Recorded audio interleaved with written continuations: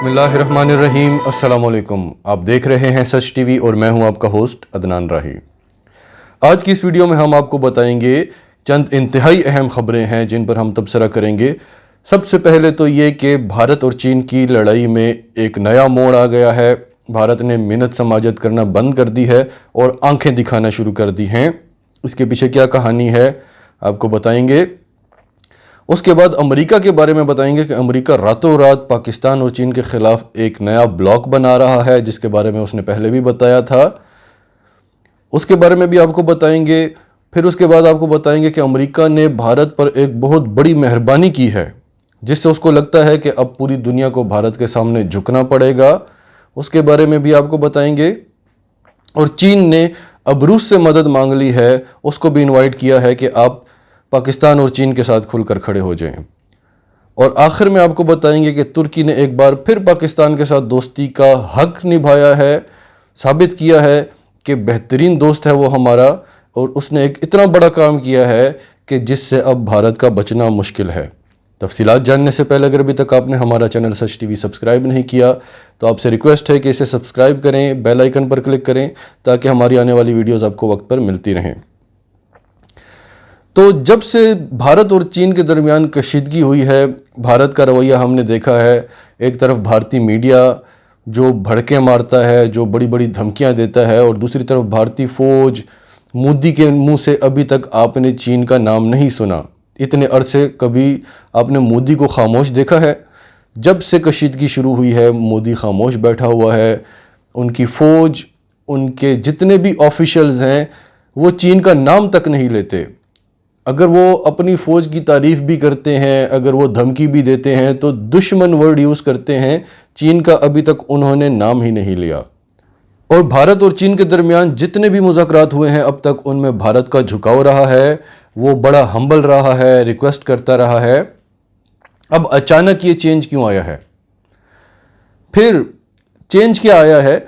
भारतीय army chief जो हैं उन्होंने एक स्टेटमेंट दी है कि हम चीन को पैगाम देना चाहते हैं कि अगर आपने जंग की या कोई भी झड़प हुई तो इस बार आपका सामना ऐसी फ़ौज से होगा कि पहले कभी आपने ऐसी फ़ौज का सामना नहीं किया होगा।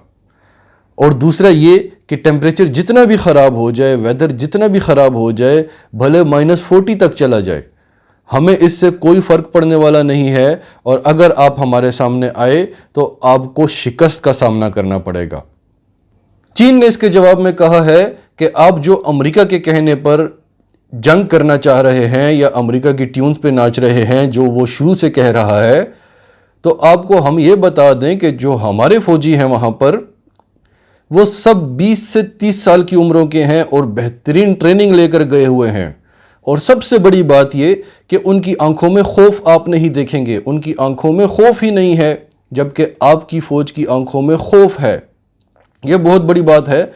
फिर इसके अलावा हमारे फ़ौजी अपने मिशन पर बहुत खुश हैं, उन्हें ज़बरदस्ती नहीं भेजा गया और वो वहाँ पर बहुत इंजॉय कर रहे हैं, हॉट डिशेस को इंजॉय कर रहे हैं, ड्रोन्स के ज़रिए उनको खाना पहुँच रहा है। दूसरी तरफ आपकी फ़ौज को तो खाना नहीं मिलता, उसमें भी करप्शन है। आपकी फ़ौज जो है वो दिल बर्दाश्ता हो चुकी है आपसे, इनके पास तो दाल भी नहीं होती खाने को।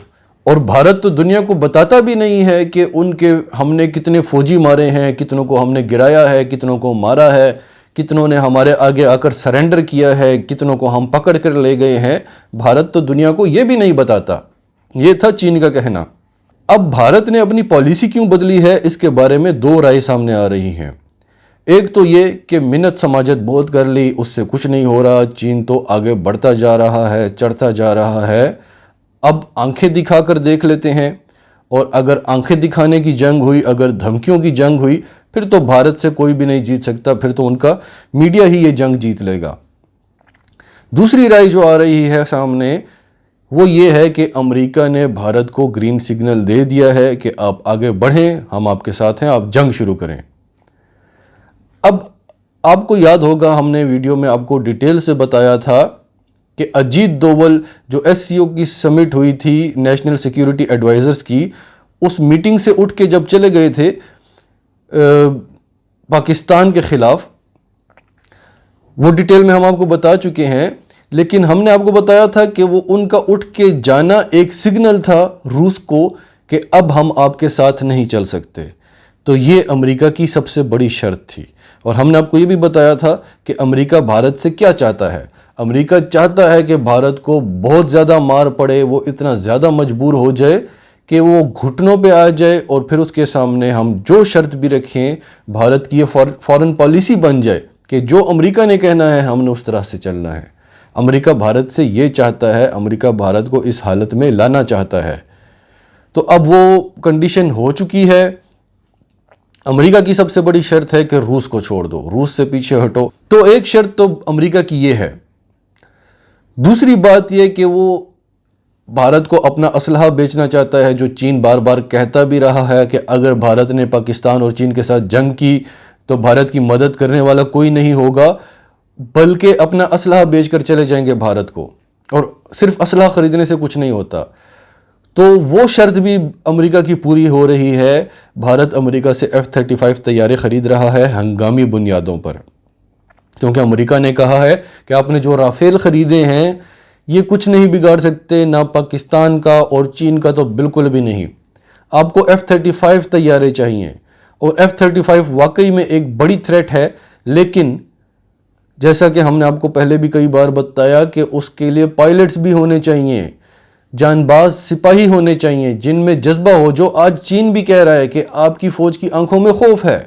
آپ تیاروں کا کیا کر لیں گے اگر پاکستان اور چین کے پاس الیکٹرو میگنیٹک ویپنز ہیں، اگر الیکٹرانک وارفیئر کے ذریعے وہ آپ کے تیاروں کو ناکارہ بنا دیں، جیسا کہ آپ ابھی حالیہ رپورٹ میں بھی دیکھ چکے ہیں. ایک اور ہیلی کاپٹر پکڑا گیا بھارت کا جو وہاں پر گرا تھا، اور پتہ یہی چلا کہ اس کا سسٹم سارا جیم ہو چکا تھا. ابھی نندن کے ساتھ بھی یہی ہوا تھا. تو آپ تیاروں کا کیا کر لیں گے؟ اور دوسرا، جو لڑنے والے ہیں ان میں جذبہ ہونا چاہیے. سب سے بڑی بات یہ ہوتی ہے، آپ نے افغانستان میں دیکھا ہے ان کے پاس تو طیارے بھی نہیں تھے. افغان طالبان کے پاس تو میزائل بھی نہیں تھے، طیارے بھی نہیں تھے، ٹینک بھی نہیں تھے. ان کے پاس تو کوئی لیٹسٹ ٹیکنالوجی نہیں تھی. پوری دنیا کی فوجیں ان کے آگے ہار مان کے گئی ہیں. تو جب آپ کھڑے ہوتے ہیں، جب آپ کو اپنے اوپر یقین ہوتا ہے، آپ کا ایمان پختہ ہے، تو بے شک اللہ کی طرف سے مدد ہوتی ہے، اس میں کوئی شک نہیں ہے. لیکن پاکستان میں اس وقت ایک بہت بڑا مسئلہ چل رہا ہے، اس کے بارے میں آگے چل کے آپ کو بتاتے ہیں. اب مسئلہ یہ ہے کہ چین کو اس سائیڈ کی کوئی پرواہ نہیں ہے جو بھارت کے ساتھ ہے. اس کو مسئلہ ہے ساؤتھ چائنا سی کے اندر، اور وہاں بھی کشیدگی بڑھتی جا رہی ہے. چین نے پہلے 2 ایئر کرافٹ کیریئر بھیجے ہیں امریکہ کے مقابلے کے لیے، اب تیسرا بھی بھیجا ہے آج ہی. تو چین کو وہاں کی ٹینشن ہے، کیونکہ وہاں پاکستان بھی چین کی مدد نہیں کر سکتا، کیونکہ وہ لوکیشن ہی ایسی ہے. اس کے علاوہ افغانستان میں جتنی تنظیمیں ہیں جن کو بھارت سپورٹ کرتا ہے، جو پاکستان مخالف ہیں، ان کا مقابلہ اب افغان طالبان کریں گے. وہ بارڈر انشاءاللہ پرامن ہونے والا ہے. پاکستان نے یہ بارڈر سنبھالنا ہے، اور لداخ میں بھی چین کی مدد کرنی ہے. چین جو ہے وہ لداخ میں ہوگا، اور ساؤتھ چائنا سی جو مین لڑائی ہوگی جہاں پر. ابھی جو پاکستان کا ایک بہت بڑا مسئلہ ہے، جس کے بارے میں آپ سے پہلے بھی کئی بار بات کرنا چاہتا تھا، جنرل قمر جاوید باجوہ نے بھی اس پہ بات کی ہے کہ ہائیبریڈ وار کا آغاز ہو چکا ہے پاکستان میں. یہ جو فرقہ واریت ہے، اس کے نام پہ جو فسادات کریٹ ہو رہے ہیں، یہ کریٹ کیے جا رہے ہیں. یہ آپ خود بھی سمجھیں، اور جتنا بھی آپ پھیلا سکتے ہیں اس کو پھیلائیں. لوگوں کو سمجھانے کی کوشش کریں کہ یہ ملک اسلام کے نام پہ بنا ہے، کسی فرقے کے نام پر نہیں بنا. یہاں پہ سب مسلمان ہیں، اور جو مسلمان نہیں ہیں، جو اقلیتیں ہیں، وہ بھی ہمارے بھائی ہیں. تو اگر کوئی ایسا بیان دے رہا ہے تو وہ بکا ہوا ہے، وہ آپ کو اشتعال دلانا چاہتا ہے، تو اس کی باتوں میں نہ آئیں. امریکہ، بھارت، اسرائیل، یہ ایسی طاقتیں ہیں، ایسی، میں کوئی ورڈ یوز نہیں کرتا ان کے خلاف ابھی، لیکن یہ ایسی بری طاقتیں ہیں، یہ آپ کی حکومتیں خرید لیتی ہیں. تو یہ جو بیانات دیتے ہیں ان کو خریدنا کون سا مشکل کام ہے. اور ابھی حال ہی میں ایک ویڈیو بھی وائرل ہوئی ہے جس میں ایک میجر اس بارے میں ذکر کر رہا ہے کہ پاکستان میں ہر فرقے کے علماء کو خرید لو، اور پوری پلاننگ اس نے بتائی. بہرحال ایز اے پاکستانی آپ سے جتنا ہو سکے اس پر کام کریں اور پاکستان میں یہ چیز نہیں ہونی چاہیے۔ سب سے پہلے ہم پاکستانی ہیں، پاکستان میں بھلے ہندو ہوں، عیسائی ہوں، جو کوئی کسی بھی مذہب سے ہو، ہم سب پاکستانی ہیں، ہم سب بھائی ہیں۔ اب آتے ہیں اگلی خبر پر۔ امریکہ بھارت پر اتنا مہربان کیوں ہے؟ کیونکہ امریکہ کے پاس کوئی اور آپشن نہیں ہے۔ بھارت سے، عربوں سے، اسرائیل سے اس کو اس خطے میں کوئی خطرہ نہیں ہے۔ اس کے علاوہ جاپان اور آسٹریلیا بھی اس کے اچھے پارٹنرز ہیں۔ امریکہ کا سب سے بڑا مسئلہ ہے روس، اس کے بعد چین اور پاکستان۔ ان کے خلاف وہ بھارت کو مضبوط کرنا چاہتا ہے، کئی دہائیوں سے لگا ہوا ہے وہ بھارت کو مضبوط کرنے میں، لیکن اسے ہمیشہ جو ہے وہ مایوسی کا سامنا کرنا پڑتا ہے۔ خاص طور پر یہ 27 فروری والی سرجیکل سٹرائکس میں اس نے دیکھ لیا تھا کہ بھارت کتنے پانی میں ہے۔ تو اب ریسنٹلی کیا ہوا ہے، کرونا کے بارے میں آپ نے سنا ہوگا کہ یہ عالمی سازش ہے، اس پر کئی ویڈیوز بنی، ہم نے بھی بنائی۔ اس سے کیا کیا کام لیا جا سکتا ہے؟ بل گیٹس نے ایک بڑا اہم بیان دیا ہے کہ جو کرونا کی جو ویکسین بنے گی، بھلے وہ کوئی بھی بنائے، روس بنائے، چین بنائے، امریکہ بنائے، اس کی پروڈکشن بھارت میں ہوگی اور بھارت سے وہ پوری دنیا کو ایکسپورٹ ہوگی۔ یہ اتنا بڑا بیان ہے، بھارت میں جشن منائے جا رہے ہیں۔ یعنی اگر پاکستان کو ویکسین کی ضرورت پڑتی ہے تو پاکستان بھارت سے لے گا۔ کیا پاکستان بھارت پر اعتبار کر سکتا ہے؟ کیا بھارت پاکستان پر ڈومیننٹ ہو جائے گا کہ اگر تم نے یہ ویکسین لینی ہے تو تمہیں میرے ساتھ تعلقات اس طرح کے رکھنے ہوں گے، بھلے وہ بھارت ہو یا اسرائیل ہو؟ تو یہ امریکہ کی ایک اور بہت بڑی سازش ہے بھارت کو مزید مضبوط کرنے کے لیے۔ اب آتے ہیں اگلی خبر پر جو انتہائی اہم ہے۔ امریکہ کے ڈیفنس سیکرٹری مارک ایسپر نے ایک بیان دیا ہے کہ ہم اوور نائٹ یعنی راتوں رات ایک فورس بنا رہے ہیں نیٹو طرز کی، جو انڈو پیسیفک میں چین کے خلاف لڑے گی، اور اس میں جاپان ہوگا، اس میں آسٹریلیا ہوگا، اس میں بھارت ہوگا اور اس میں امریکہ ہوگا۔ ان 4 ممالک کے نام لیے گئے ہیں۔ اس کے علاوہ جو ساؤتھ چائنا سی کے اندر جتنے چین کے مخالف ممالک ہیں وہ بھی ہوں گے۔ اسرائیل بھی اس میں آ سکتا ہے، آبویسلی نہ بھی ہوا تو سپورٹ کرے گا، اور فرانس بھی اس میں آ رہا ہے۔ کہیں بھی کچھ ہو مسلمانوں کے خلاف، اگر اس میں فرانس ٹانگ نہ اڑائے، یہ تو ہو ہی نہیں سکتا۔ اس کے جواب میں چین نے کہا ہے کہ اب وقت آ گیا ہے کہ ہم اپنا بلاک بنا لیں، جو ہم نے بنانا ہے اس میں جلدی کرنی چاہیے ہمیں، اور اس میں جو کنٹریز ہیں وہ تو آپ سب جانتے ہیں، رشیا، چین، پاکستان، ایران اور ترکی، اور اب افغانستان بھی، اگر افغان طالبان کی حکومت آ جاتی ہے تو افغانستان بھی۔ اور یہ بلاک اس لیے بہت زیادہ پاورفل ہوگا کیونکہ یہ بالکل ایک چین کی طرح ہے، یہ ون بیلٹ ہوگی۔ روس کے ساتھ چین لگتا ہے، چین کے ساتھ پاکستان لگتا ہے، پاکستان کے ساتھ ایران لگتا ہے، پاکستان کے ساتھ افغانستان بھی لگتا ہے، اور ایران کے ساتھ پھر ترکی لگتا ہے۔ تو یہ سارے ممالک جو ہیں یہ ایک چین کی صورت میں ہوں گے، اور بڑے پاورفل ممالک ہیں اور لڑنے والے ہیں۔ اس میں بھی ظاہر ہے آسٹریلیا بھی بہت بڑی پاور ہے، جاپان بھی ہے، امریکہ بھی ہے، بھارت بھی ہے، لیکن یہ لڑنے والے ہیں۔ اور 2 بہت بڑی سپر پاورز چین اور روس۔ تو چین نے یہ اعلان کیا ہے کہ ہمیں بھی جلد از جلد اب یہ بلاک بنا لینا چاہیے، اور ہمیں روس کی مدد کی ضرورت ہوگی۔ اب روس کا نام خاص طور پر چین نے کیوں لیا ہے؟ کیونکہ روس ابھی تک کلیئرلی بھارت کو اس نے لال جھنڈی نہیں دکھائی، اس لیے چین نے روس کا نام لیا ہے۔ باقی سب ممالک تو تیار ہیں۔ اب آتے ہیں ترکی کے اوپر۔ ترکی نے خاص طور پر طیب ایردوغان نے عمران خان کے ساتھ دوستی ہمیشہ نبھائی ہے اور اس کو ثابت کیا ہے۔ ترکی اب کشمیر کے لوکلز کو ہائر کر رہا ہے۔ پہلے اس کا طریقہ کار یہ ہوتا تھا کہ وہ جرنلسٹ ہائر کرتا تھا، وہ بھی امریکہ کے، برطانیہ کے، جو دوسرے ممالک میں جا کر اس کے لیے کام کرتے تھے۔